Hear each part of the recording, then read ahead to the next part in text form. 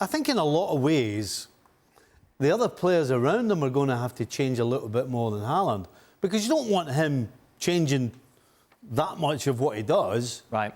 But clearly, when you have a guy like him, who's the spearhead of your attack, you're going to have to look in the box a bit quicker than you would normally do when you don't have a normal centre-forward. So I would suggest that it's the other attacking players around that are going to have to adapt to it. Is that easy to do? Well, I think when we're talking about the players we're talking about, yes. Right. Because when you've got players like De Bruyne and Mahrez and even Grealish, they see things better than other players. They see things earlier and they can see passes. And so Pep's probably going to say, look, have a look in the penalty box earlier than you normally would when we're playing with the so-called false nine. From a defensive perspective, then, how does it change if you were coming up against City?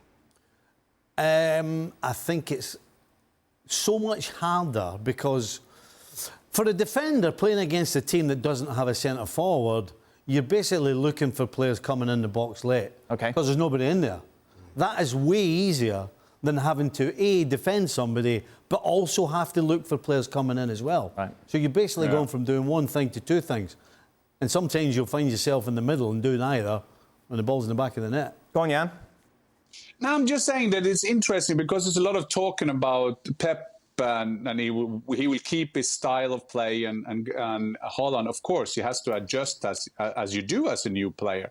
But it's quite interesting when you see the starting with last year with Grealish coming in, not a typical Pep player. Now it takes Haaland, not a typical Pep player. But I think that first goal that he scored after 11 minutes is more like goals that we will see, because the movements of Erling Haaland in the 18-yard box, in the 16-meter, is world class. And I think when you see the Manchester City team, when they play, they have possession and all that kind of thing, there are so many players who can set up those small, neaty balls as small crosses, as we saw with Grealish, but longer crosses as De Bruyne used to do, or Cancelo, what they all call. So I don't think that the way they play will be very, very differently. I just think that just to give them another tool to break down teams, and if we compare the two teams with Liverpool and Manchester City, it's like Liverpool, they get Nunez in to replace Mane,